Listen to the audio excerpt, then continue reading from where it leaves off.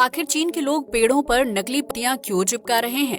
Cement के घर बनाने से क्यों डरते हैं विदेशी नागरिक? वजह जानकर हैरान रह जाएंगे आप। और सर्दी के मौसम में बर्फीले पानी से क्यों नहाते हैं जापानी लोग? सच्चाई जानकर उड़ जाएंगे आपके होश। इस देश के लोग पक्षियों की पॉटी बेचकर कैसे हो रहे हैं अमीर? और जर्मनी को क्यों कहा जाता है सेकेंड हैंड कंट्री? सिर्फ भारत ही नहीं बल्कि इस देश की राष्ट्रीय भाषा भी है हिंदी। तो आइए शुरू करते हैं अमेजिंग फैक्ट से भरा ये मजेदार वीडियो। फैक्ट नंबर 1, आपने आज तक शराब और नशीली चीजों की बुरी लत के बारे में सुना होगा, जिसकी वजह से इंसान की सेहत बहुत ज्यादा खराब हो जाती है। लेकिन क्या आप जानते हैं कि इंसान को सिर्फ शराब या नशीली चीजों की ही लत नहीं होती है, बल्कि बहुत से लोग खाने की लत से भी पीड़ित होते हैं। दरअसल आजकल ज्यादातर लोग फास्ट फूड, चिप्स और पैकेट फूड को खाते हैं, जिसमें MSG यानी मोनोसोडियम ग्लूटामेट नाम का तत्व पाया जाता है। इस चीज को सुअर की चर्बी से तैयार किया जाता है, जिसे खाद्य पदार्थों में मिलाने से उसका स्वाद कई गुना तक बढ़ जाता है। जब कोई इंसान उस खाद्य पदार्थ को खाता है तो उसे MSG को खाने की आदत लग जाती है, जो एक बुरी लत की तरह होता है। इस खाद्य पदार्थ की वजह से व्यक्ति को बार बार वो चीज खाने का मन करता है, जिसकी वजह से वो खुद को रोक नहीं पाता है और फास्ट फूड को खाता रहता है। लेकिन आपको ये जानकर हैरानी होगी कि MSG इंसान की सेहत के लिए बहुत ही नुकसानदायक साबित होता है, जिससे पेट और हार्ट संबंधी घातक बीमारियां हो सकती हैं। इसके अलावा इंसान को हमेशा सिर दर्द रहता है, जबकि उसे बार बार नकारात्मक ख्याल आते हैं। यही वजह है कि विदेशों में खाद्य पदार्थों को बनाने के लिए MSG के यूज पर रोक लगाई गई है। हालांकि भारत समेत कई एशियाई देशों में फास्ट और पैकेट फूड की ज्यादा से ज्यादा बिक्री के लिए इस हानिकारक चीज का इस्तेमाल बड़े पैमाने पर किया जाता है। फैक्ट नंबर 2, हमने अपने बाल धूप में सफेद नहीं किए हैं। आपने कभी न कभी बड़े बुजुर्गों के मुंह से ये लाइन जरूर सुनी होगी, लेकिन क्या आप जानते हैं कि इस लाइन के पीछे बहुत ही अहम साइंस छिपा हुआ है, जिसके बारे में आज की युवा पीढ़ी कुछ नहीं जानती है। दरअसल इंसान के बाल धूप के संपर्क में आने से सफेद हो सकते हैं, जिसकी वजह से ज्यादा देर तक धूप में रहने वाले लोगों को अक्सर सफेद बालों की समस्या रहती है। यूं तो इंसान के बाल डेड सेल से बने होते हैं, जिसकी जड़ों में मेलेनिन नाम का पिगमेंट पाया जाता है। ये पिगमेंट इंसान की त्वचा और आंखों के रंग के साथ साथ बालों के रंग के लिए भी जिम्मेदार होता है, जो सूरज की हानिकारक UV रेज के संपर्क में आने से पूरी तरह से नष्ट हो जाता है। जब इंसान के बालों की जड़ों से मेलानिन पूरी तरह से खत्म हो जाता है तो उसके बालों की रंगत बदलने लगती है और वो देखते ही देखते सफेद हो जाते हैं। इंसान के बाल डेड सेल्स से बने होते हैं, इसलिए इस पिगमेंट के खत्म हो जाने की वजह से सफेद हुए बाल दोबारा से काले नहीं होते हैं और उन्हें काला करने के लिए अलग अलग प्रकार के हेयर कलर्स का यूज करना पड़ता है। इसलिए अगर आप भी लंबे समय तक जवान और अपने बालों के रंग को सुरक्षित रखना चाहते हैं तो धूप में ज्यादा बाहर निकलने से परहेज करें। फैक्ट नंबर 3, आप में से बहुत से लोगों को लगता होगा कि महिलाएं अच्छी ड्राइवर नहीं होती हैं, जिसकी वजह से वो अक्सर सड़क दुर्घटना के लिए जिम्मेदार होती हैं। लेकिन क्या आप जानते हैं कि जापान में इस तरह के हादसों को रोकने के लिए सरकार ने एक अनोखा नियम बनाया है, जिसके तहत पब्लिक प्लेस, मॉल और मार्केट एरिया में महिलाओं के लिए अलग से पार्किंग बनाई जाती है। जापान की महिला ड्राइवर इस स्पेशल पार्किंग एरिया में अपनी कार खड़ी कर सकती हैं, जिसमें गाड़ी को पार्क करने के लिए नॉर्मल पार्किंग के मुकाबले ज्यादा स्पेस होता है। सरकार का कहना है कि जब से देश में वुमेन पार्किंग बनाई गई है, तब से नॉर्मल पार्किंग में होने वाले एक्सीडेंट्स में काफी कमी आई है। जापान सरकार का मानना है कि महिलाओं को पार्किंग के लिए ज्यादा स्पेस की जरूरत होती है, लेकिन सामान्य पार्किंग में कम स्पेस होता है।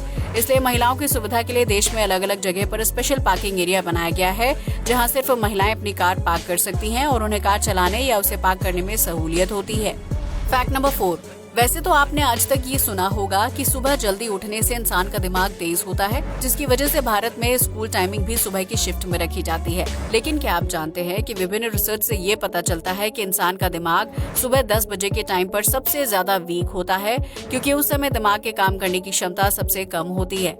ऐसा इसलिए होता है क्योंकि ज्यादातर ऑफिस की टाइमिंग सुबह 10 बजे के आसपास होती है, जिसकी वजह से हर व्यक्ति को टाइम पर पहुँचने की जल्दबाजी रहती है। दिमाग काफी ज्यादा स्ट्रेस और कंफ्यूजन में रहता है, जिसकी वजह से उसके काम करने या फिर सोचने समझने की क्षमता कम हो जाती है। अगर 10 बजे के टाइम पर किसी व्यक्ति को कोई काम दिया जाए या फिर उसे कोई नई चीज सिखाई जाए तो बहुत ज्यादा चांसेस होते हैं कि वो उस काम को सही से नहीं कर पाएगा। यही वजह है कि सुबह 10 बजे ऑफिस पहुंचने के बाद भी बहुत सारे कर्मचारियों को काम शुरू करने में समय लगता है, क्योंकि उनका दिमाग खुद को काम करने के लिए तैयार कर रहा होता है।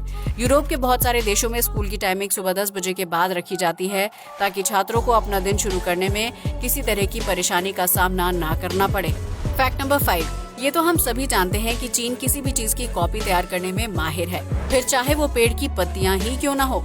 दरअसल इन दिनों चीन की सड़कों पर हरियाली बढ़ाने के लिए पेड़ पर नकली पत्तियां चिपकाई जा रही हैं, जिसके लिए चीन की सरकार ढेर सारे लोगों को नौकरी पर रख रही है। इस काम को पूरा करने के लिए लोग क्रेन की मदद से पेड़ की ऊंची टहनियों तक पहुंचते हैं और फिर वहां गोंद की मदद से नकली हरी भरी पत्तियों को चिपका देते हैं, जिसकी वजह से पेड़ देखते ही देखते खूबसूरत लगने लगता है। चीनी सरकार का मानना है कि हरियाली देखने से इंसान की आंखों और दिमाग पर सकारात्मक प्रभाव पड़ता है, जिसकी वजह से वो टेंशन फ्री रहते हैं और अपने काम में ज्यादा ध्यान लगाते हैं। यही वजह है कि चीन में जिन पेड़ों की पत्तियां सूख चुकी हैं या फिर उनमें नए पत्ते नहीं उगते हैं, वहां कर्मचारियों द्वारा नकली पत्ते लगाने का काम जोरों शोरों से पूरा किया जा रहा है। हालांकि कुछ लोगों का मानना है कि चीन में पेड़ों पर नकली पत्ते इसलिए चिपकाए जा रहे हैं ताकि ये देश खुद को वैश्विक स्तर पर हरियाली से भरा हुआ दिखा सके। Fact number 6।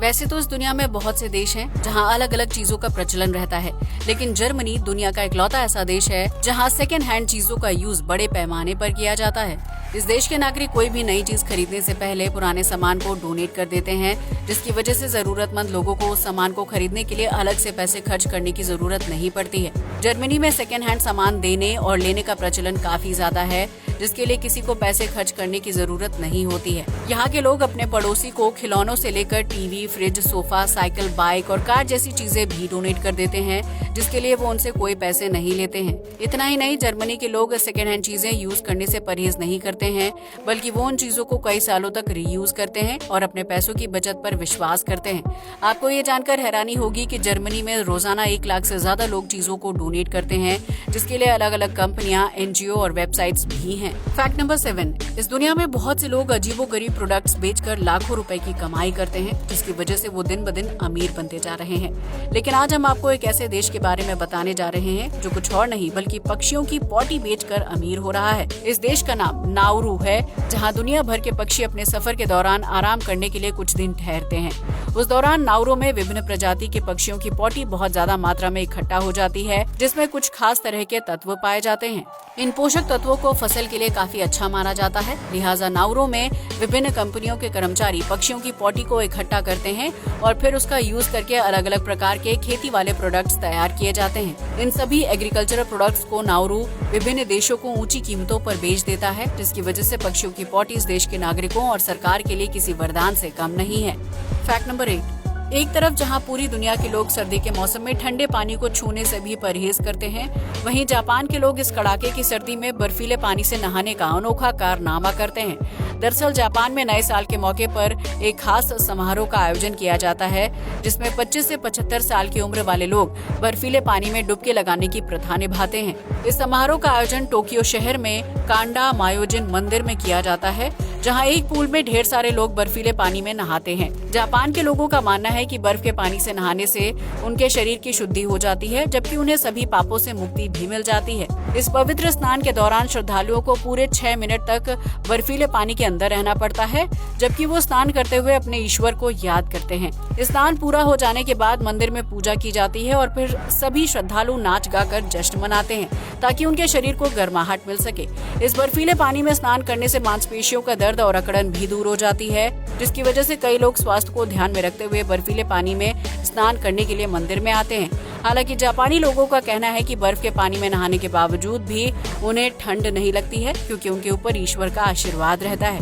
Fact number 9। हर इंसान चाहता है कि उसके पास अपना एक घर हो, जहां वो अपने परिवार के साथ सुखद जीवन जी सके। जहां एक तरफ भारत में सीमेंट, ईंट और लोहे का यूज करके घर बनाए जाते हैं, वहीं विदेशों में इन्हीं घरों को लकड़ी का यूज करके तैयार किया जाता है। क्या आपने कभी सोचा है कि विदेशों में लकड़ी के घर बनाने का चलन इतना ज्यादा क्यों है और इसके पीछे क्या वजह है? दरअसल विदेशों में लकड़ी काफी आसानी से मिल जाती है, जिसकी वजह से वहाँ लकड़ी के घर बनाना आसान होता है। वहीं अगर कोई नागरिक ईंट या सीमेंट की मदद से घर बनाता है तो उसके लिए उसे सरकार को मोटा टैक्स देना पड़ता है, क्योंकि विदेशों में सीमेंट और ईंट को दूसरे देशों से इम्पोर्ट किया जाता है। ज्यादा खर्च से बचने के लिए विदेशी नागरिक लकड़ी के घर बना लेते हैं, जिन्हें तैयार करने में कुछ हफ्तों का समय लगता है। इसके अलावा विदेशों में बहुत ज्यादा ठंड पड़ती है, जिसकी वजह से लकड़ी से बने घर में तापमान को नियंत्रित करना आसान हो जाता है। इतना ही नहीं, इन जगहों पर तूफान और सुनामी आने का खतरा भी ज्यादा रहता है, जिसकी वजह से लोग कम लागत से तैयार होने वाला लकड़ी का घर बनाते हैं, ताकि उन्हें आपदा के दौरान ज्यादा नुकसान ना झेलना पड़े। Fact number 10। एक भारतीय होने के नाते आपको ये अच्छी तरह से पता होगा कि हमारी राष्ट्रीय भाषा हिंदी है, जिसकी वजह से सरकारी और आधिकारिक दस्तावेजों में हिंदी का यूज किया जाता है। लेकिन क्या आप जानते हैं कि दुनिया में एक ऐसा देश भी है जिसकी राष्ट्रीय भाषा हिंदी है? जी हाँ, आपने बिल्कुल सही सुना। इस देश का नाम फिजी है, जहाँ आधी से ज्यादा आबादी आम बोलचाल के लिए हिंदी भाषा का यूज करती है। दरअसल फिजी में मुख्य रूप से हिंदी, अंग्रेजी और फिजियान को राष्ट्रभाषा का दर्जा दिया गया है, जिसकी वजह से यहाँ के दस्तावेजों और आधिकारिक कार्यों में हिंदी भाषा का इस्तेमाल होता है। अब आप सोच रहे होंगे कि आखिर फिजी के लोगों को हिंदी भाषा का ज्ञान कैसे हुआ, तो हम आपको बता दें कि इसके तार ब्रिटिश काल से जुड़े हुए हैं। कहा जाता है कि जब अंग्रेजों ने भारत पर कब्जा किया था तो उन्होंने कुछ भारतीय किसानों को गन्ने की खेती करने के लिए फिजी भेज दिया था।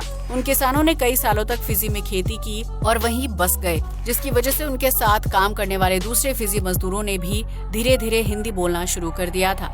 इस तरह फिजी के किसान गन्ने की खेती करने के साथ साथ हिंदी भाषा बोलना सीख गए थे, जो वर्तमान में इस देश की राष्ट्रीय भाषा बन चुकी है। आज के लिए बस इतना ही। जय हिंद दोस्तों।